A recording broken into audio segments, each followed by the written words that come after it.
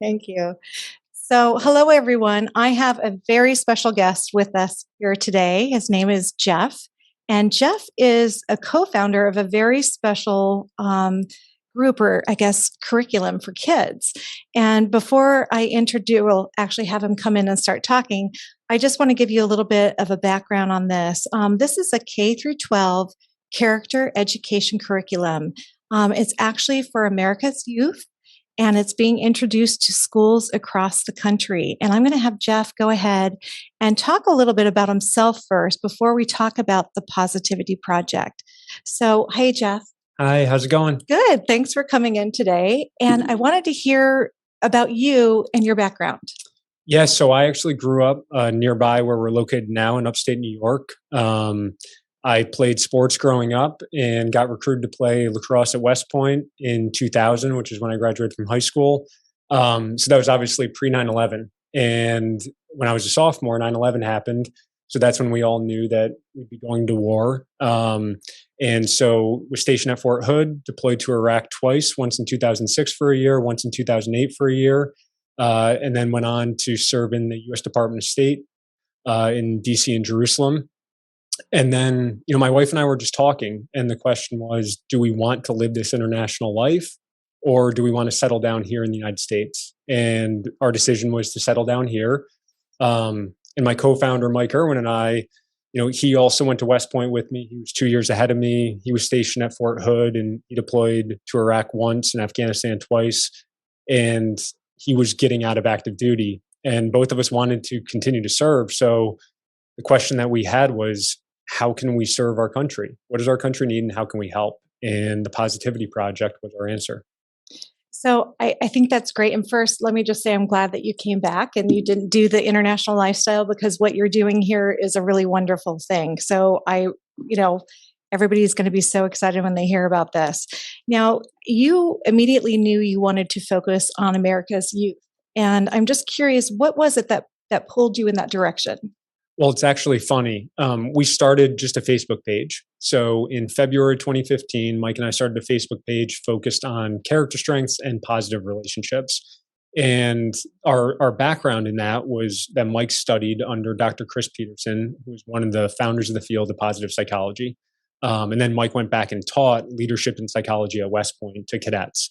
And we just started this Facebook page focused on character and relationships. And a teacher that Mike had grown up with reached out, and he said, "We need the Positivity Project in my school."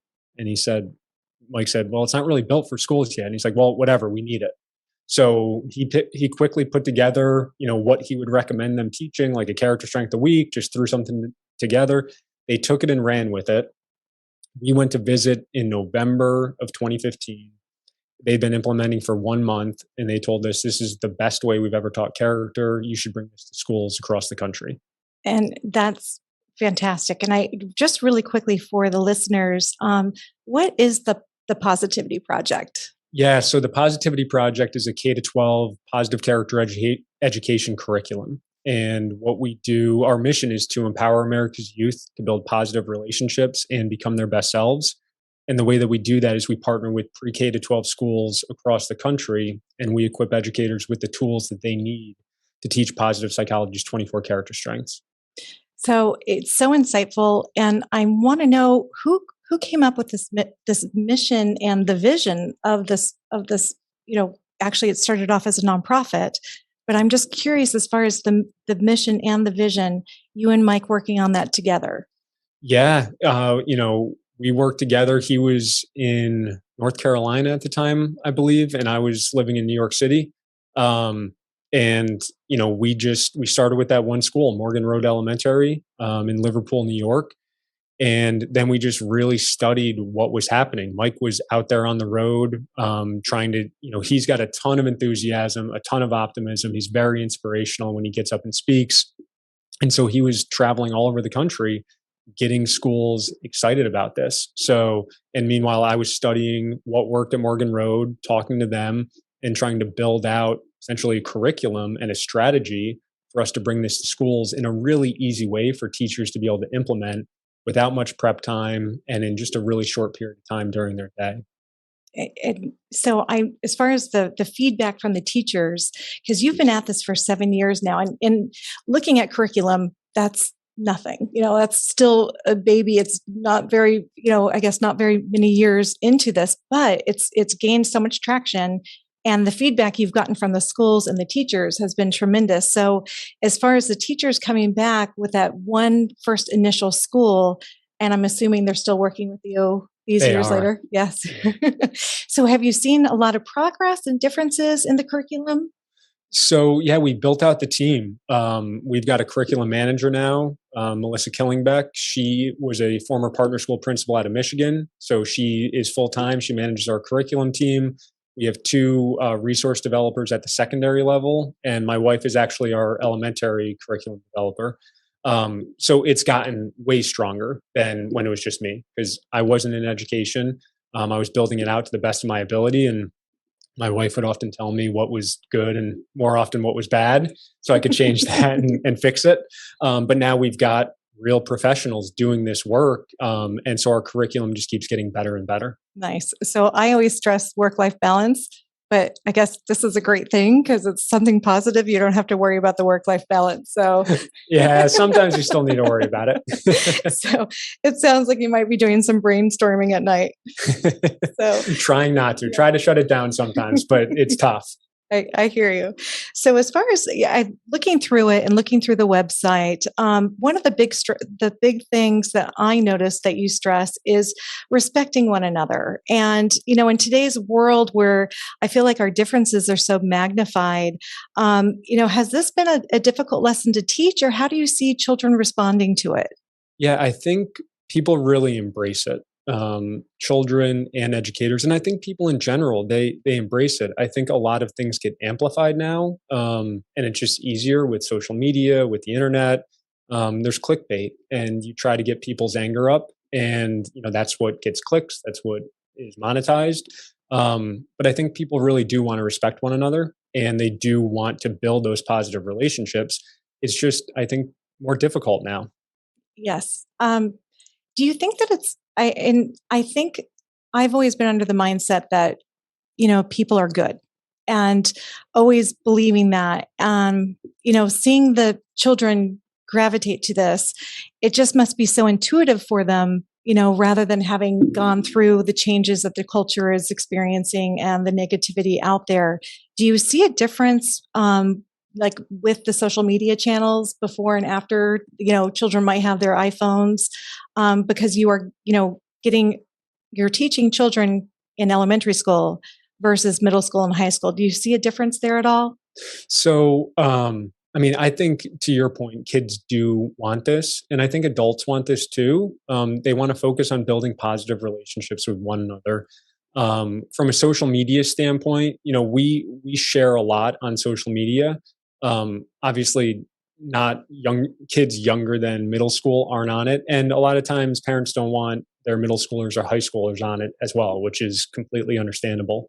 Um, but we do see people posting more positive messages, posting about what the character strengths are, videos showing perseverance or bravery, and really just identifying the positive rather than the negative. I love that. So I guess this is a good segue into explaining some of the virtues, and then how you also can talk about the curriculum, the characteristics that you emphasize. Yeah, so there's a book called Character Strengths and Virtues, and that book is 800 pages long. It was co-authored by Dr. Chris Peterson, who was Mike Irwin's co-founder or Mike Irwin's mentor and thesis advisor at the University of Michigan, and Dr. Martin Seligman, who was one of the founders of the field of positive psychology. And Chris Peterson led a team of, I believe it was 40 PhDs over a 3 year period to understand what character was. That was their question. What is character and how is it manifested in our lives? And they read through ancient philosophical texts, religious texts. They read all the way up through Pokemon cards. And what they wanted to know was, what is character and how does it present itself in individuals and in societies? And they found that there were these 24 character strengths that cut across cultures and have existed throughout time. And they then classified these 24 character strengths under 6 virtues, such as courage and temperance and wisdom. Okay. I mean, in all of this, we're going to, in our show notes, we will have examples, or we're going to actually give you a lot of details. And we actually have some exciting things to talk about a little bit later. But I did want to also focus on, you also make an emphasis on relationships. And I wanted to ask, why relationships? Yeah, well, I think intuitively we all know that relationships are so important to our health and our happiness and our well-being. But the research also bears that out. And we have a bunch of research that we cite on our website. But two specific studies that really stand out to me are the Harvard study of adult development, and another study out of Harvard about the developing child. And the Harvard study of adult development is an ongoing 70 or 80 plus year study. um, Dr. Robert Waldinger is currently the director, and it started in the 1930s with Harvard sophomores, expanded in the 1970s with some of the poorest teenagers in Boston. And what they wanted to know was what keeps people healthy and happy across their lives. And a lot of the men, when they first started, thought it was wealth and achievement and fame. And obviously, you need a baseline of wealth, you need a baseline of achievement to feel like you're doing something. Like those are important. But what they found was that positive relationships and that strong quality relationships is what kept these people healthy and happy across their lives. So that's the first one. The research bears that out. And the second one, specifically with children, it was an interdisciplinary group that had a question. They said, why do some children show resilience despite exposure to really stressful circumstances while other children don't? And what they found was that it was a quality relationship with an adult in their life, whether that was a parent or an aunt or uncle or a coach or a teacher. It was that relationship with an adult in their life. And that helped them get through these really stressful times. So when you talk about relationships, we all know that relationships help us get through tough times. I learned that in Iraq. I learned that with my kids when they were sick in the hospital when they were babies. Those relationships are just so critical, and you can't quantify how important they are. Thank you. Thank you for that. And I guess that is, one of the core ways the model works. But for, potential parents out there or teachers, can you explain a little bit more about the model of the curriculum? Yeah, so we've developed it to be really easy for teachers to teach, because we know that teachers have more on their plates than ever before. And we know that it's only increasing since the pandemic and virtual teaching and all those things. So it's literally daily 15-minute lessons that where the slides are completed for the teachers ahead of time. So there's very little to zero prep time that teachers need for that baseline understanding of teaching a character strength during the week. So it follows the model of understand, engage, and reflect with that character strength each week. So, for example, for Perseverance Week, you might watch Michael Jordan play through the flu for 3 minutes and, a little compilation of that game with a voiceover. And then there's questions that the teacher asks the students about the character strength of perseverance, what they just saw in the video. Um, so that's done for them. And then there's an activity that teachers can read off the whiteboard and say, all right, get up out of your seats. Let's do this activity on perseverance. And then at the end of the week, they reflect on it in a reflection journal. They write about what they've learned. And then the following week is the next character strength. So again, it's just really easy for teachers to teach that baseline model. So, and I did ask this, and just so everyone knows, the nice thing is every year, each of those characteristics kind of gets a reboot. So you get to teach it in a new way the next year. That's right. Every grade level has differentiated lessons. So from every grade from pre-K to 12, it's different. We've also got project-based learning. We expanded out to families. We have P2 for families that follows a 1-1-3 model, one quote, one video, and 3 questions, because we really believe in the importance of parents with expanding this to the students' homes. We've got electives for middle school and high school that we're piloting. So we keep building out more and more, but that baseline is just really easy for teachers who want to start it and have that impact right away. I love that. So I did, in reading some items, I was looking at the other people mindset, and this is really promoted and pushed. And I love this because I feel like in today's world, we are so focused on self, and we don't often pause and try to put ourselves in someone else's shoes. It's just not, I remember doing this as a kid, and I just remember it almost gradually. So everyone knows I'm in my 50s. But I kind of saw the evolution a little bit here. And I remember, I was in my mom was driving her van, I was passenger, and this person pulled in front of us, and it was like one of these big whale tails, the Porsche whale tail. And I remember his bumper sticker said, like, the person with the most toys when they die wins, some stupid bumper sticker like that. And I remember thinking at the time, like, ew, like, yuck, as a kid. But I really felt like going into the 80s, like that was the mindset. Like, it's what you're achieving and what you're getting and how much are you making. And that's all that mattered. And I remember I didn't have that feeling. Okay, yes, I was younger, just even the decade before. And I've watched this kind of happen more and more. So I was really excited to see that this is something that you really talk about to your kids. And I was hoping you could talk about that a little bit. Yeah. So the other people mindset originated from a phrase by Dr. Peterson. And what he said is that he could sum up positive psychology in just 3 words: other people matter, period. He said anything that builds relationships between and among people is going to make you happy. So our question was, okay, how do we operationalize that statement, other people matter? How do we make it something that kids and teachers understand what it looks like and sounds like? And so we have 5 elements, and each of these elements is taught alongside the 24 character strengths over the course of the year. And these elements are identifying and appreciating the good in other people, knowing that my words and actions affect others, supporting people when they struggle, cheering their successes, and probably most important today is being present and giving others my attention, because it's just harder and harder to do that today. It definitely is. Um, I have an area here where, and I don't want to, because you have 6 virtues on your website, and then the characteristics come off of the 6 virtues. But just for the listener, I would love for you to kind of describe how one of these virtues, how it's essential for us to thrive, in just thrive as human beings and be very successful in society and helping our society grow in a positive way.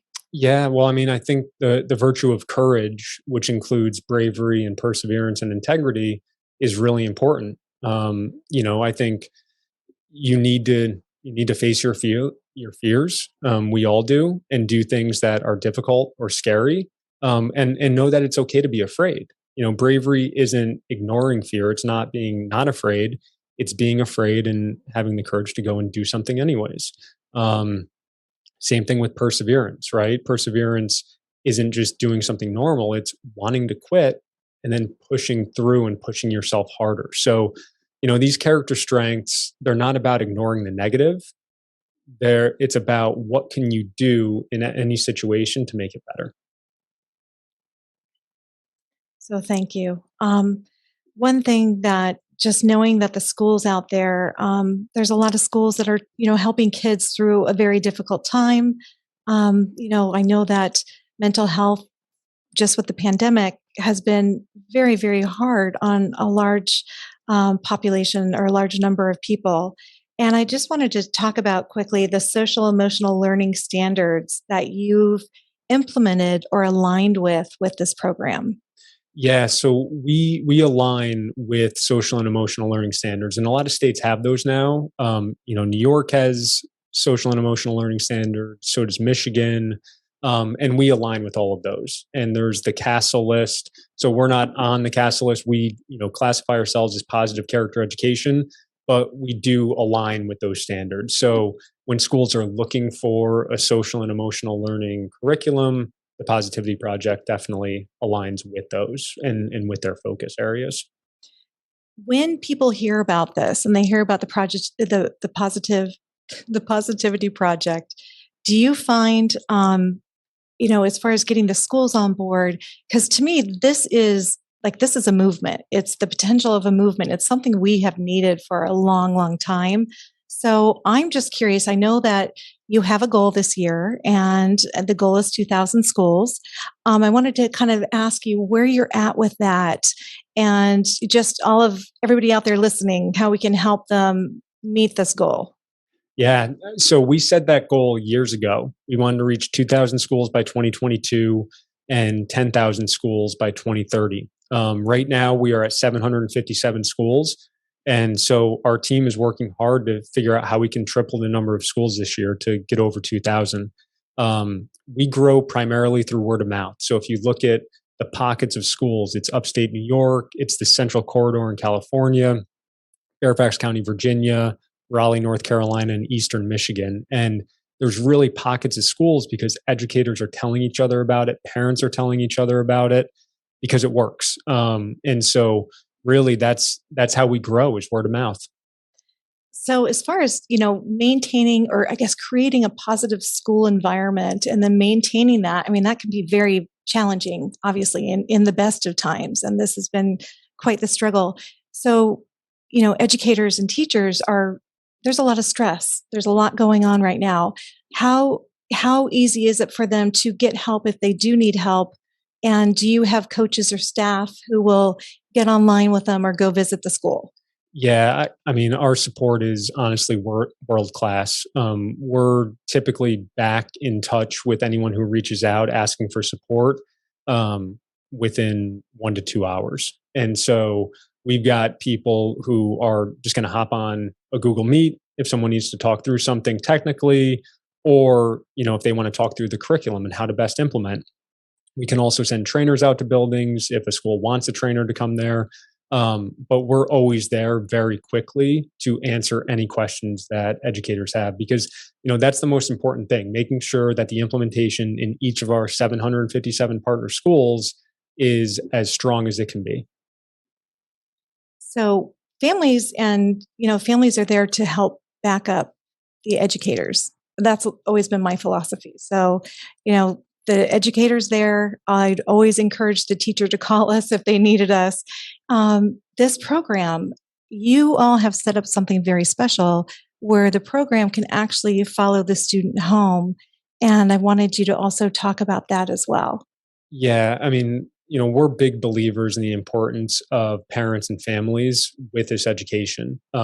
We designed the Positivity Project to be lifelong learning. It's not like a specific situation in the lunchroom or at recess. Now, obviously, those things can play out with these character strengths, but this is really about how do you apply these character strengths now, but also for the rest of your life. So, a huge part of that is how do we connect it to students' homes? And so, we've developed P2 for Families.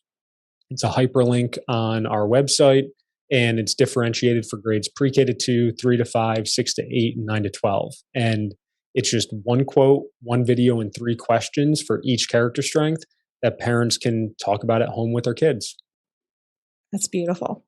So, we had lunch before we got on the podcast here, and I got to hear some really great stories. And I was hoping you wouldn't mind sharing a few, just so people can hear the impact of what's going on in the schools that are taking part of this curriculum. Yeah, I mean, recently we had a really powerful experience going up to Potsdam, New York, up near the Canadian border, and there's a P2 club at the high school level. So, we partner pre-K to 12, and typically we're strongest at elementary school just because it's a very natural fit at that level.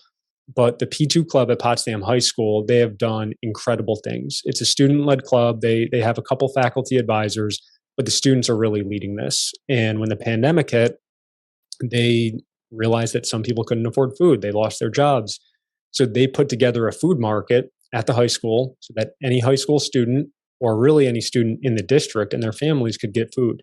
It was completely anonymous. So the students didn't know, the students in the P2 club didn't know who was receiving the food. Only, I think, 2 teacher advisors knew, but they had numbers. So it was an anonymous system. They set it up through Google Forms and a spreadsheet. They were packing, the food every week. They ended up getting a $10,000 grant from the Kentucky Fried Wishes Foundation Wait, did they do this in 1 year?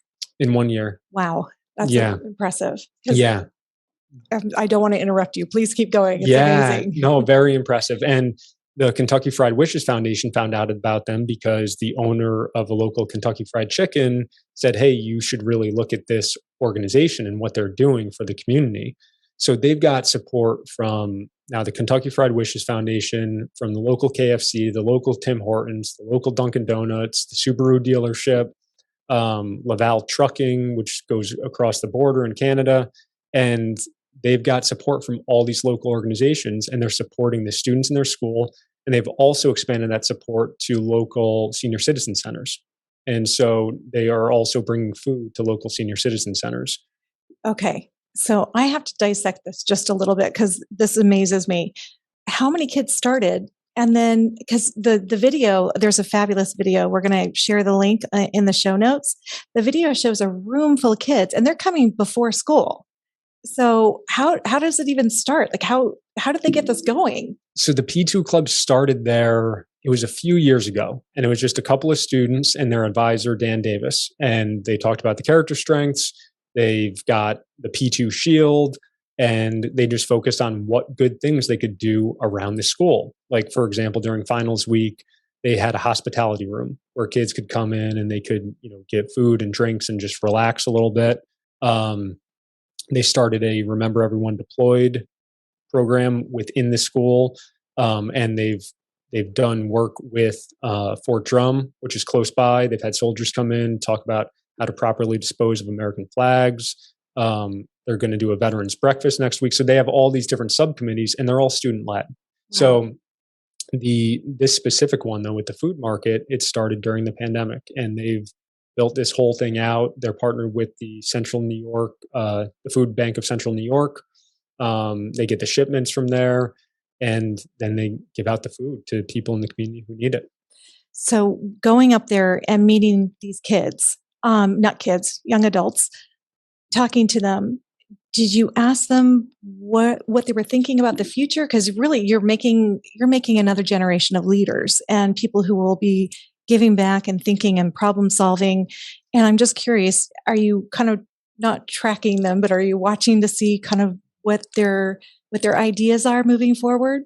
Yeah, they're incredible leaders. They're incredible leaders in their community, and they want to continue this when they go to college. They're starting an alumni P2 club within Potsdam to come back, and I think they're going to have a board to provide advice made up of local community members and former P2 club members from the high school who are in college. This is very much a community focused organization, and in addition to obviously all the great work that they're doing, they're also building really good friendships, which goes right back to P2. We're all about relationships and friendships. And so they're building these relationships, they're building these friendships out while doing this really important work to help their community. Okay. It's impressive. Everybody has to take a look at this. And now that one, I'm assuming, and I should not be assuming, they may have had a director or someone behind it, or how involved were they? The teacher or the advisor? The teacher advisor. Yeah. I mean, Dan Davis is involved. He's there every morning or every week for their 6 or 6:30 a.m. meeting. But it's the kids who are leading it, so he's absolutely involved, and, he is spearheading a lot of things, and he's got a lot of relationships with people in that community, which is huge for that club. And there's other advisors as well, and they've got the support of the superintendent and the high school principal and all of that. But the students are the ones leading all of these different clubs within the P2 club. That's fantastic. So looking at the elementary programs that you have, do you have a story or two that you can share with the elementary kids? Yeah, I mean, so our first year with Morgan Road Elementary, it was funny, and this was just a real good indicator that it was working. A third grade teacher told me that a student came in from recess and he was bummed. He had his head down, and she said, "What's wrong?" He said, "Well, the kids are upset with me." She said, "Well, why are they upset? What'd you do?" And he said, well, I guess I was bragging after I beat him in basketball. I guess I could be a little more humble. Right. And humility is one of the 24 character strengths. And so that's one of the quieter strengths too that you typically wouldn't recognize. And there's a third grader saying, I could have been more humble after we won the basketball game. Nice. That's perfect. So did she make that a teachable moment and talk about it in class? I would think so, probably. It was really cool. And even that first year, hearing a second grade student, we went and, we interviewed parents and teachers and students, and a second grade student talking about all the character strengths that she saw in the movie Zootopia. And then her mom was like, "Oh yeah, she wouldn't stop talking about all the character strengths she saw in Zootopia." Right? So you knew it was resonating. You knew what they were learning was actually resonating, staying with them, and they were applying it to life outside of school. Oh, that's great. So as far as the parents being held to a new set of standards, I bet that that's happening too. Yeah, we have heard that a couple of times, like at Lincoln Elementary in Pittsburgh, where Dr. Virginia Hill was telling us that some of the kids were like, "You're not practicing self control. You gotta use these character strengths." And I'm sure that's a little frustrating sometimes. I know I'd get frustrated if my 4-year-old told me that. Oh, I love it. I tell my son all the time. He actually teaches me something new every day. So I guess I'm used to it. But as far as anything, because I try to find the right questions to really give an idea of how great this program is there anything here that I may have missed or not given you enough to like answer or think about? No, I mean, these were great questions. I think, really just our focus is always on getting better, and we're building out our team. We're trying to support schools as much as we can. We're always building out new resources or easier ways for teachers to access these just because we know how much is on teachers' plates today. And same thing with parents. We really believe in the importance of parents in this education. And, we want them to be involved in this. And so this is a lifelong learning process, and that we think is really important for the future of our country. Absolutely. So when I heard about this and the Positivity Project and knew I would have a chance to meet Jeff, I was very excited and I jumped on it. I'm the type of person that I don't know who a movie star is or the name of a band or anything like that. But like to me, you are a rock star, superstar. So you bring sparkle to the world and I love it. And just thank you for doing all the good work that you're doing and making a difference. Well, thank you. Yep. Thank you for being today on From the Basement Up.